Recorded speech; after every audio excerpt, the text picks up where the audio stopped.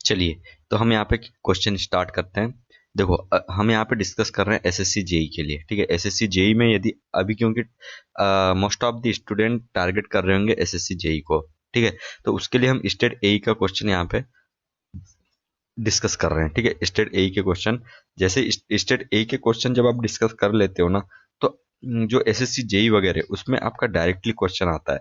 Directly question आता है तो आप इजीली सॉल्व कर सकते हो बहुत ही अच्छे तरीके से, और नंबर अच्छे तरीके से ला सकते हो, क्योंकि आपने नंबर ऑफ क्वेश्चंस बहुत ज्यादा अटेम्प्ट किए हो, मतलब फेमिलियर हो। ठीक है, नंबर ऑफ क्वेश्चन से आप फेमिलियर हो, तो आपको ज्यादा डिफिकल्टीज नहीं आएगी अदर स्टूडेंट के समान में। ठीक है, तो जैसे ही स्टेट ए का खत्म हो जाता है, ईएससी के क्वेश्चन अपन यहाँ पे डिस्कस करेंगे, उसके बाद में गेट के क्वेश्चन डिस्कस करेंगे।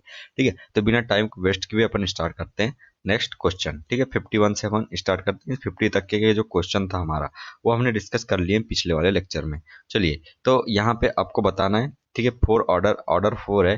ठीक है, जिसमें आपका इंक्रीजिंग ऑर्डर में आपको बीएफडी वैल्यूज की वो बताना है। ठीक है, तो सबसे पहली चीज, जो बॉटल्ड वाटर होता है, बॉटल्ड वाटर मतलब कि जो बॉटल में वाटर रहेगा वो। ठीक है, उसमें आपको बीओडी की जरूरत कम रहेगी, सबसे कम रहेगी, या रहेगी ही नहीं एक हिसाब से देखा जाए। तो आपका आंसर क्या हो जाएगा, ये दो चीज। पहले तो बोटल्ड वाटर हो जाएगा, दोनों ये गलत हो गए। बोटल्ड वाटर पहला आ गया, फिर उसके बाद में टेप वाटर। ठीक है, उसके बाद में टेप वाटर, उसके बाद में रिवर वाटर, फिर उसके बाद में इंडस्ट्रियल वाटर। ये तीन चीज आप, ठीक है, चार चीज आपको याद रखना है। BTRE। ठीक है, बैटरी याद रख लो, BTRI। तो इसको याद रख लेना है क्या, बैटरी से याद रख लो। ठीक है, वैल्यू की बीओडी वैल्यू के चक्कर में। चलो नेक्स्ट क्वेश्चन देखो, coal based thermal power plant station pollute atmosphere. तो एटमॉस्फेयर को ये पॉल्यूट करता है किस किस के चक्कर में, ये देखो इसका ऑप्शन हो जाएगा आपका क्या, NOx, SO2 एंड SPM। ठीक है, तीन चीज आपके कोल से निकलता है क्या, 900 SPM। ठीक है, 900 SPM निकलता है, याद रख लेना, 900 SPM निकलता है, ऐसा याद रख लो, कोई दिक्कत नहीं है। चलिए आगे बढ़ते हैं, 900 SPM। ठीक है, आगे बात करो जल्दी से। when when one of the following express the degree of distribution of undisturbed clay sample due to remolding। ठीक है, इसे क्या बोला जाता है, तो ये कहलाता है आपका क्या, सेंसिटिविटी। 53 का हो जाएगा क्या, sensitivity. Question number, next question की तरफ चलते हैं अपन, 54। ठीक है, 54 की तरफ चल लेते हैं। राइट, 54 में आपका बोल क्या रहा है, सिंपल। 54 में आप चेक करो यहाँ पे, 54 में आपका क्या बोल रहा है। चलिए क्वेश्चन नंबर 54 यहाँ पे चेक करना है क्या बोल रहा है। ठीक है, क्वेश्चन नंबर 54 की बात करते हैं। राइट, क्वेश्चन नंबर 54, इसमें देखो क्या बोलता है, D30 D10 आपको दे के रखा है। ठीक है, और यहाँ पे बोल रहा है गिवन कोएफिशिएंट ऑफ कर्वेचर 1.4। ठीक है, कोएफिशिएंट ऑफ कर्वेचर सीसी आपको दे के रखा है 1.4। ठीक है, उसमें आपका D30 देखे रखा है, D10 देखे रखा है।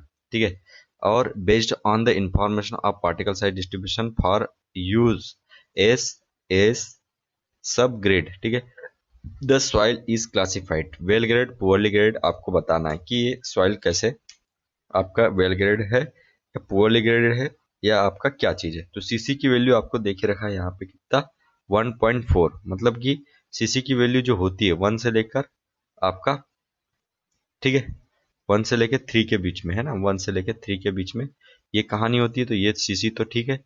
अब यहाँ पे चेक कर लो क्या, क्या सीयू चेक कर लो।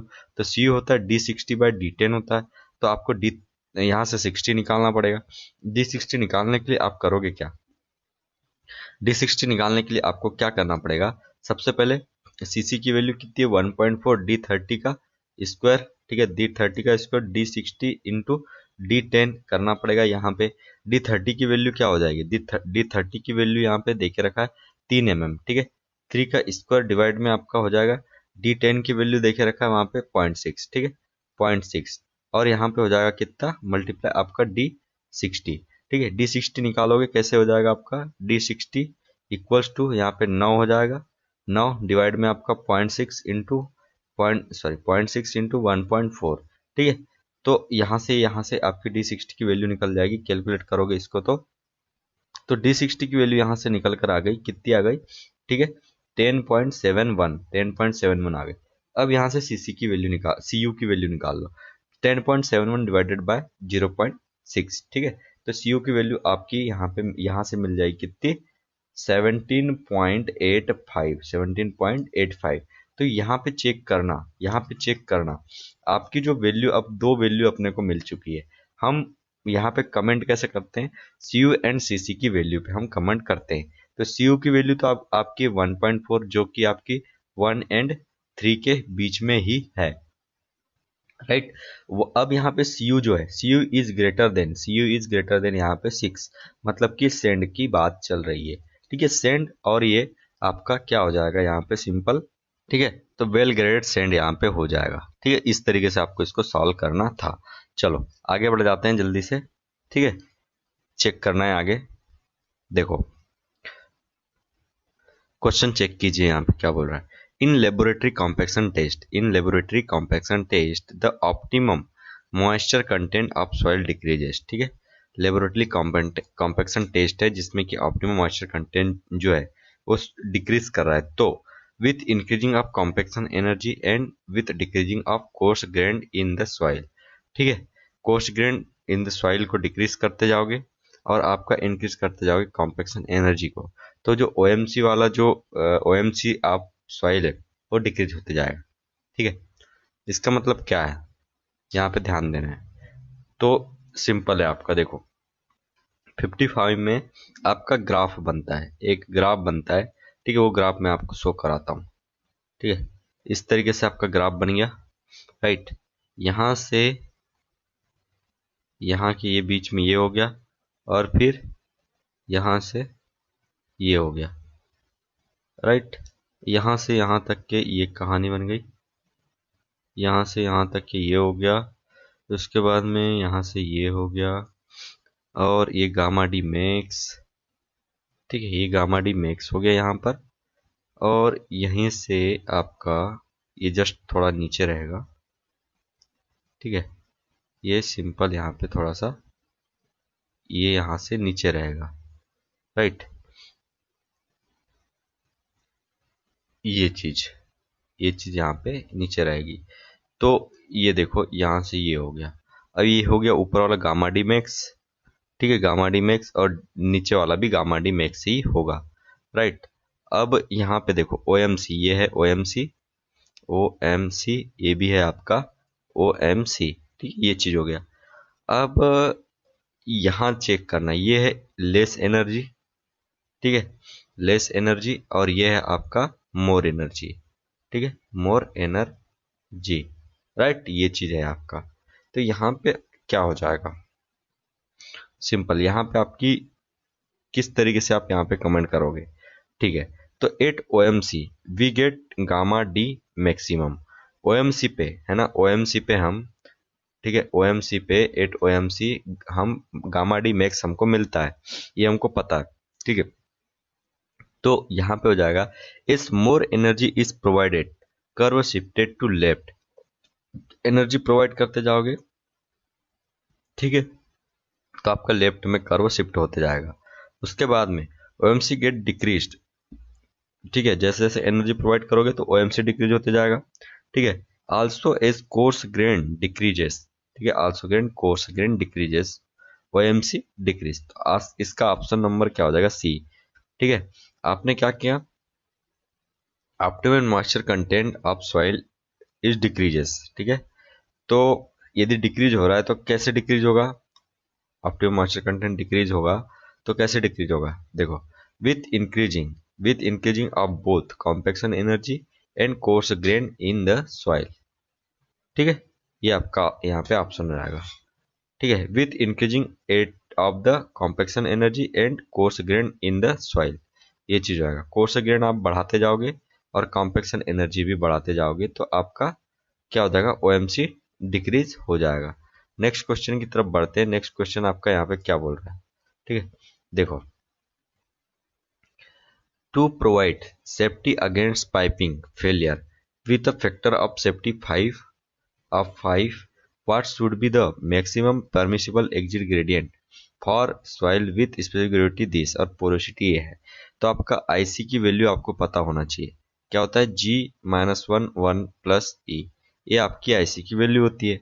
अब इसने बोला है कि फैक्टर ऑफ सेफ्टी, ठीक है।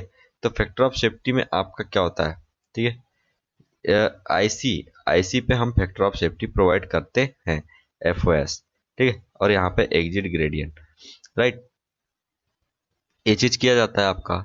तो सबसे पहले आईसी निकालना है अपने को। आईसी निकालने के लिए क्या करोगे, पूछा है ना, देखो maximum exit gradient, value of maximum exit gradient की वैल्यू बताना है।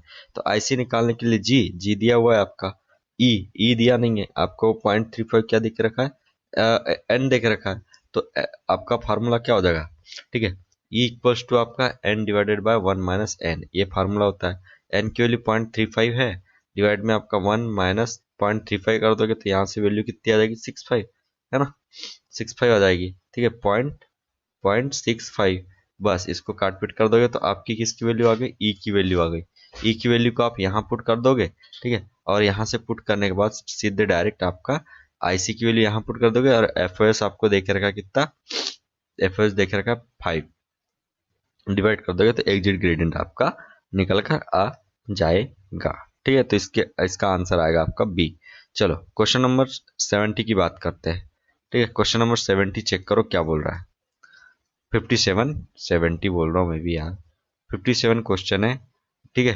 फ्रॉम, देखो, from a flow net which of the following information can not be obtain, ठीक है। देखो, रेट ऑफ फ्लो, ठीक है, rate of flow, pore water pressure, rate of flow, pore water pressure, permeability and exit gradient, ठीक है। बोल रहा है कि from flow net which of the following information can be obtained, क्या क्या पता कर सकते हैं ये बोला जा रहा है, ठीक है। इसका आपका सिंपल ऑप्शन क्या हो जाएगा यहाँ पे, ठीक है, यहाँ पे ऑप्शन क्या हो जाएगा, सिंपली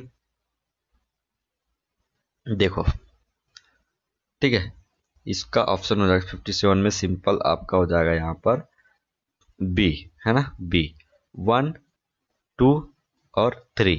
परमेबिलिटी हम इससे पता नहीं कर सकते, परमेबिलिटी हम यहाँ से पता नहीं कर सकते, ठीक है। परमेबिलिटी निकालने के लिए आपका अलग से फार्मूला है, देखो, Q equals to K H, ठीक है, K H N F by N D, ये आपका ये फार्मूला है, क्या निकालने के लिए, आपका परमेबिलिटी को निकालने के लिए, right.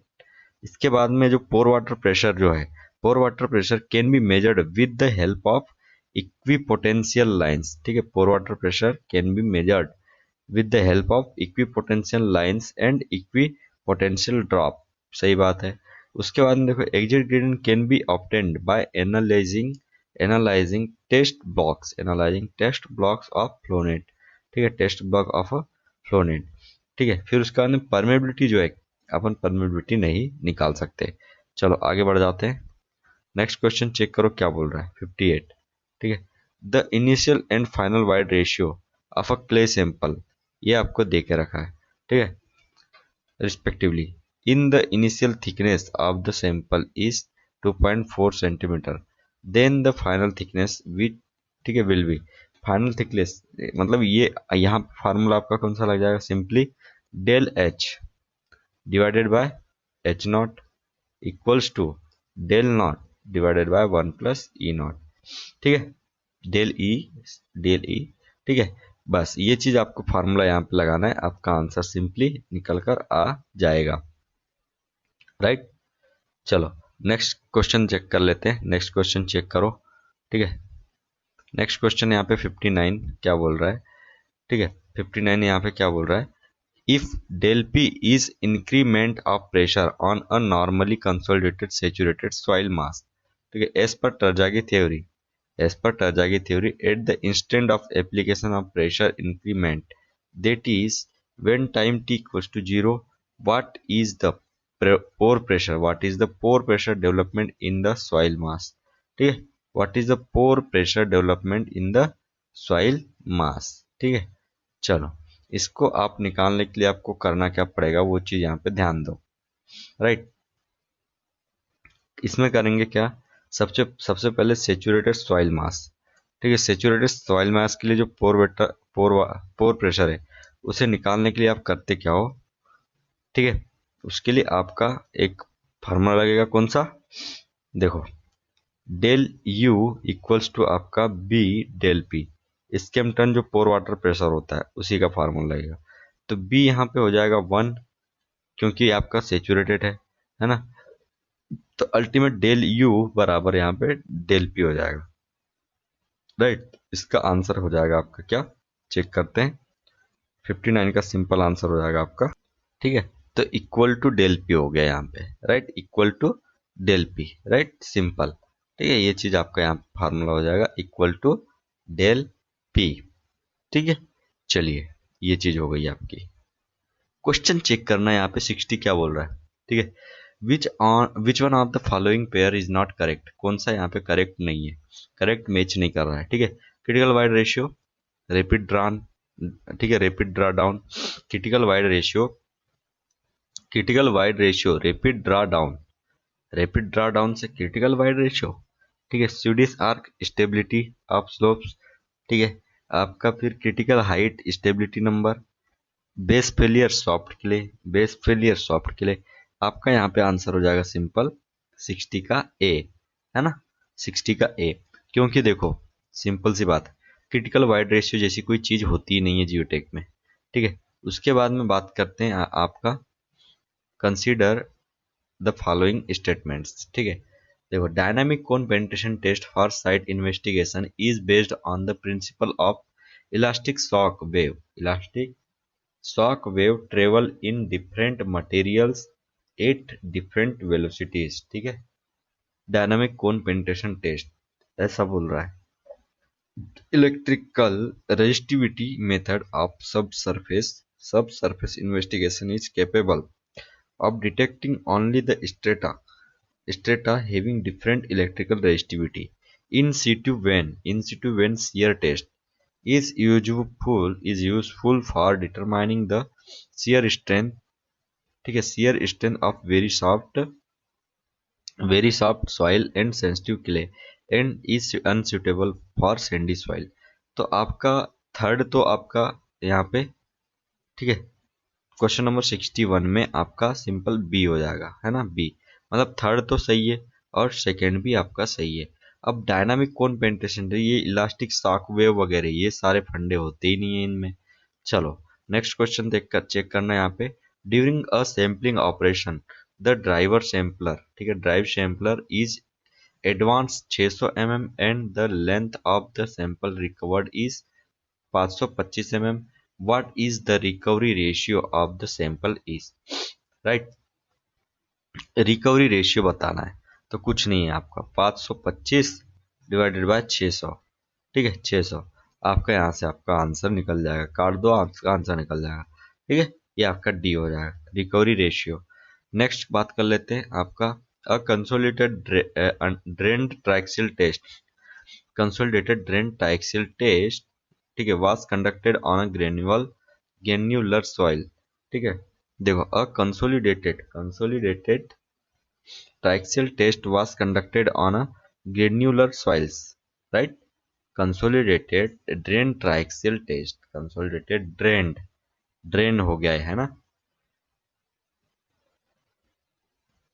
Drain triaxial test was conducted on a granular soil at failure sigma 1 by sigma 3, sigma 1 by sigma 3 equals to 4.6, ठीक है। The value of phi of the soil, ठीक है, ग्रेनुअल सॉइल की बात बोल रहा है।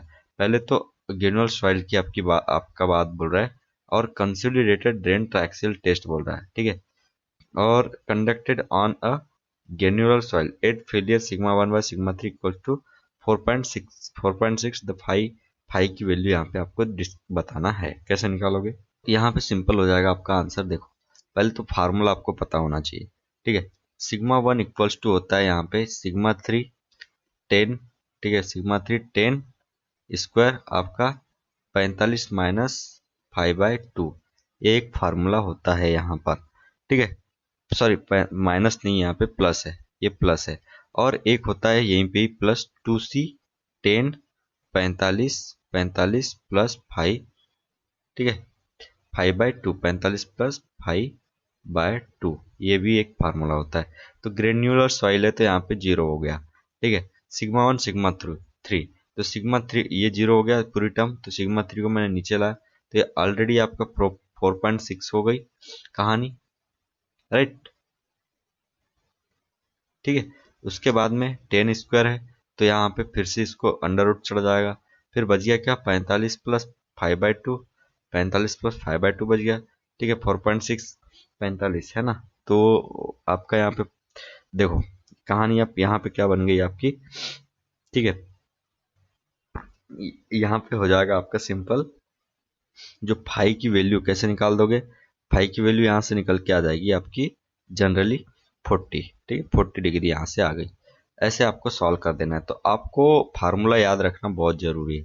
तो σ1 = σ3 10 स्क्वायर, ठीक है, σ3 10 स्क्वायर, स्क्वायर पहले रहेगा, ठीक है, स्क्वायर पहले रहेगा, 45 + 5/2, इसका ये फार्मूला होता है।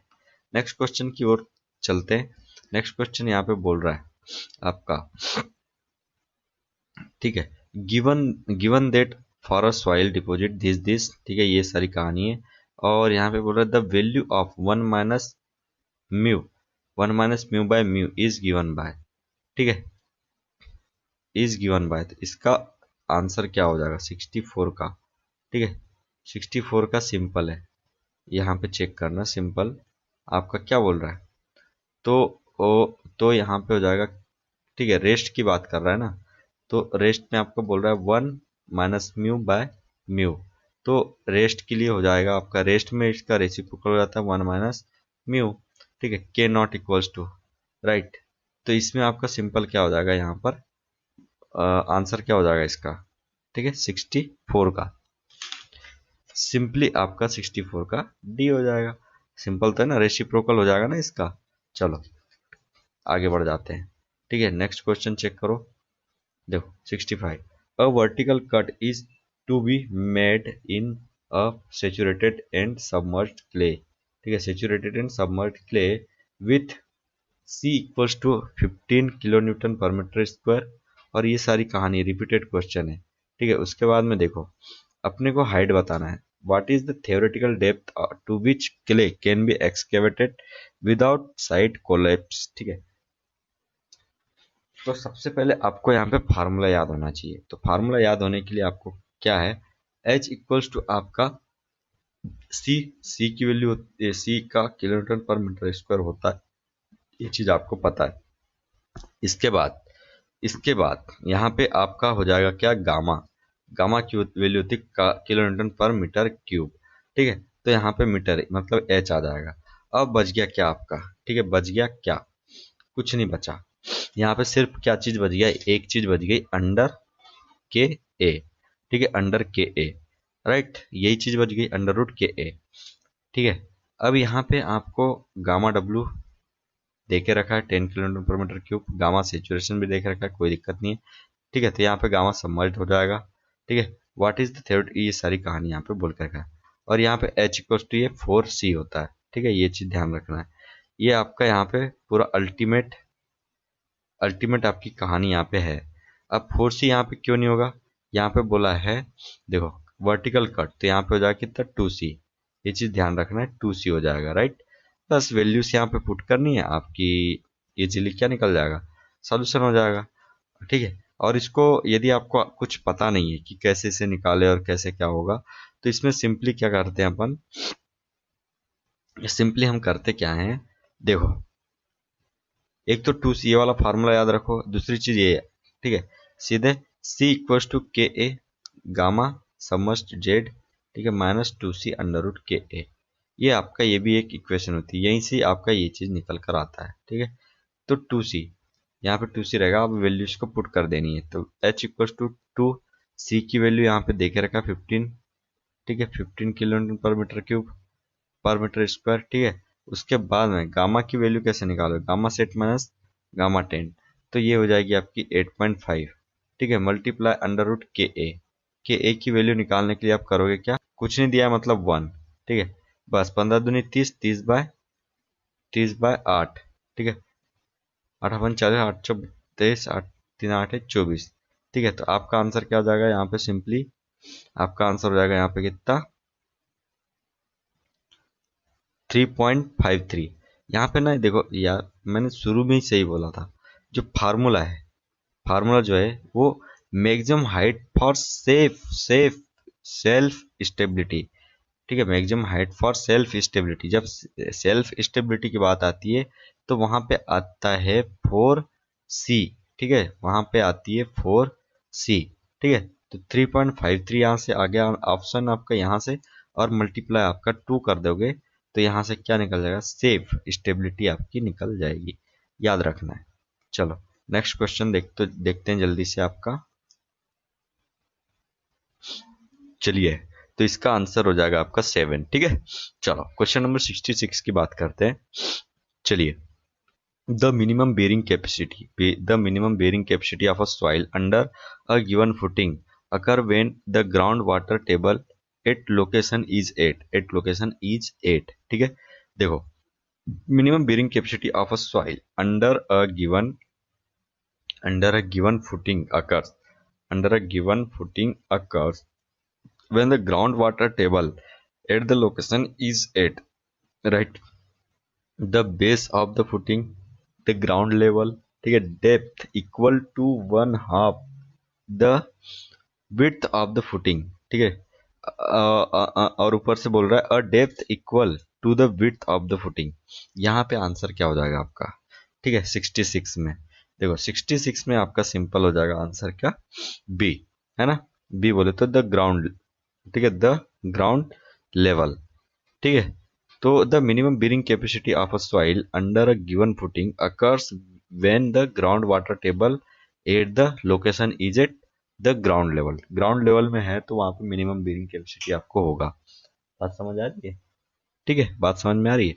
तो देखो इसका, जैसे स्ट्रिप फुटिंग का फार्मूला एक तरीके से क्या होता है, ठीक है, इसका फार्मूला CNC प्लस QNQ, ठीक है, plus half B gamma N gamma, ठीक है, बी गामा, ठीक है, एन गामा, ये चीज आपका फार्मूला यहाँ पे होता है, तो ये चीज आपको ध्यान रखनी है। ठीक है, चलो बात कर लेते हैं आगे। ठीक है, तो ग्राउंड ग्राउंड लेवल पे यदि वाटर है आपका, है ना, ग्राउंड लेवल पे वाटर है, when the ground water table, ठीक है, ग्राउंड वाटर पे, तो आपका यहाँ पे दिक्कत वाली बात है। चलो next question, the in the Terzaghi bearing capacity analysis the soil wedge immediately below the footing remains in state of, ठीक है, immediately below the footing remains in state of, ठीक है, plastic equilibrium, radial shear, elastic equilibrium and linear shear, क्या हो जाएगा आपका, ठीक है, राइट। देखो इमीडिएटली बोल रहा है ना आपका, ठीक है, immediately below the footing remains in state, ठीक है, रिमेन्स इन स्टेट, तो क्या हो जाएगा आपका यहाँ पे सिंपली, ठीक है, सिंपली यहाँ पे हो जाएगा, ठीक है, तो ये आपका आंसर हो जाएगा यहाँ पे सी, मतलब इलास्टिक इक्विलिब्रियम। ठीक है, उससे हम क्या बोलते हैं, इलास्टिक इक्विलिब्रियम। तो आपकी फुटिंग होती है आपकी, देखो फुटिंग इस तरीके से, आपकी फुटिंग इस तरीके से, आपकी ये फुटिंग होती है, तो आपका इसके नीचे आपका ये वाला जोन बनता है, उसके जस्ट बगल में एक जोन बनता है, ठीक है, उसके बगल में और एक जोन आपका बनता है। ठीक है, तो इस तरीके से आपका यहाँ से इस तरीके से इस तरीके से बन जाता है, तो ये आपके 3 जोन बनते हैं। तो फर्स्ट फुटिंग से स्टार्ट करेंगे, तो first zone, second zone, third zone, ठीक है, तो यहाँ पे आपका क्या हो जाएगा, देखो यहाँ से स्टार्ट करो, ठीक है, ऐसे एंटी क्लॉकवाइज आप चलो, एंटी क्लॉकवाइज चलो यहाँ से इस तरीके से, ठीक है, तो ये हो गया प्लास्टिक, ये हो गया रेडियल जोन, और ये हो गया आपका इलास्टिक इक्विलिब्रियम जोन। ठीक है, ऐसे याद रखना है, ठीक है, प्री, तो ऐसे आपको ध्यान रख लेना है। फुटिंग बनाना है, फुटिंग के बाद में उसके नीचे जो जोन बनेगा, ठीक है, वो फर्स्ट होता है, फिर सेकंड होता है, फिर थर्ड होता है, तो PRI, ठीक है, PRI। ठीक है, ये कहानी आपकी यहां तक बन गई। नेक्स्ट क्वेश्चन की बात कर लेते हैं 68 में चेक करो क्या बोल रहा है। ठीक है, a 30 centimetre diameter friction pile is embedded 10 मीटर into a homogeneous consolidated deposit। Unit adhesion developed between clay and pile, ठीक है, shaft is 4 ton per meter square and adhesion factor is 0.7। The safe load for factor of safety 2.5 is। बात समझ आ रही है, ये आपका है पाइल फाउंडेशन का क्वेश्चन, राइट। तो इसमें आपको फार्मूला लगाना है, फार्मूले से आपका सिंपल यहाँ पे निकल कर आ जाएगा। ठीक है, सबसे पहली चीज सेफ लोड, सेफ लोड की बात करते हैं। सेफ लोड, ठीक है, सेफ लोड आपको निकालना है। तो सेफ लोड निकालने के लिए आपको pile capacity divided by F O S, ठीक है, pile capacity divided by F O S, right, equal में आपका हो जाएगा क्या, alpha C U pi L D, alpha C U pi L D, ठीक है, alpha C U pi L D और यहाँ पे एफ ओ एस, ठीक है, ये चीज आपकी यहाँ पे हो जाएगी। ठीक है, तो अल्फा सु पाई एल डी, ये आपको ध्यान रखना, alpha C U pi L D F O S, ठीक है, alpha C U pi L D F O S, बस इसमें वैल्यू को पुट करना है, आपके आंसर निकल कर आ जाएगा, राइट। ठीक है, तो क्या अल्फा की वैल्यू आपको दिया हुआ है, अल्फा की वैल्यू क्या दिया हुआ है, देखो यहाँ पे 0.7, ठीक है, अल्फा की वैल्यू एडेशन फैक्टर दिया है ना 0.7, ठीक है, ये चीज हो गया। उसके बाद में सी यू की वैल्यू कितनी दी हुई है, क्वेजन, ठीक है, उसकी वैल्यू दी हुई है आपको कितना, ठीक है, आपको दे के रखा है यहाँ पे 4, ठीक है, पाई की वैल्यू तो ठीक है, एल की वैल्यू आपको देखे रखा है कितना 10 मीटर, एल की वैल्यू 10 मीटर देखा है, देखे रखा है, और आपका जो डी है, डी की वैल्यू भी देखे रखा है 30 सेंटीमीटर, ठीक है, ये सारी आपको कहानी देखा रहता है, और आपका फैक्टर ऑफ सेफ्टी भी 2.5 देख रखा है। ठीक है, बस इतनी सी वैल्यू आपको याद रखनी, alpha C U pi L D, alpha C U pi L D, ठीक है, क्या चीज, alpha C U pi L D, ठीक है, alpha C U pi L D, ये आपको ध्यान रखना है। चलो ये हो गया। नेक्स्ट क्वेश्चन की बात करते हैं फास्ट। क्वेश्चन नंबर 69 को चेक करो क्या बोल रहा है। Hydrated lime CaOH2 can be effectively used for stabilisation of, ठीक है, स्टेबलाइजेशन ऑफ, ठीक है, ठीक है, तो hydrated lime CaOH2 can be effectively used for stabilisation of plastic clayey soil, repeated question, ठीक है, प्लास्टिक क्लेई सॉइल। 69 का आपका हो जाएगा क्या, 69 का सी, बिल्कुल सही बात है।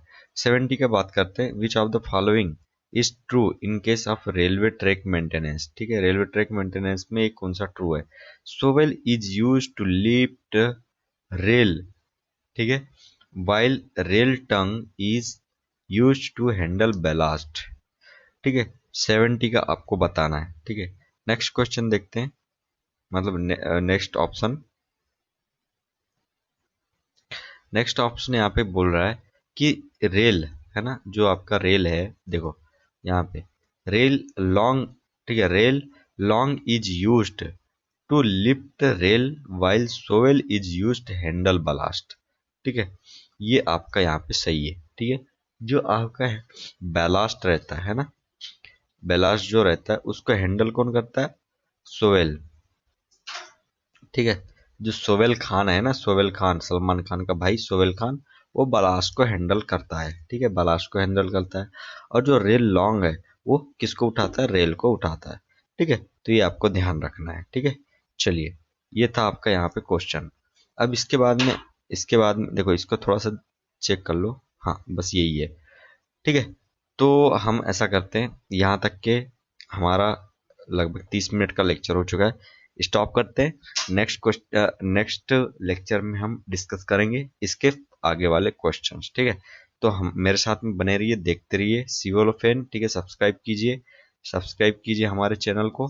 ठीक है, सब्सक्राइब कीजिए चैनल को, वीडियो को लाइक कीजिए, शेयर कीजिए और देखते रहिए। ठीक है, जिससे कि आपका भला हो पाए। ठीक है, थैंक यू फॉर वॉचिंग, मिलते हैं नेक्स्ट लेक्चर में।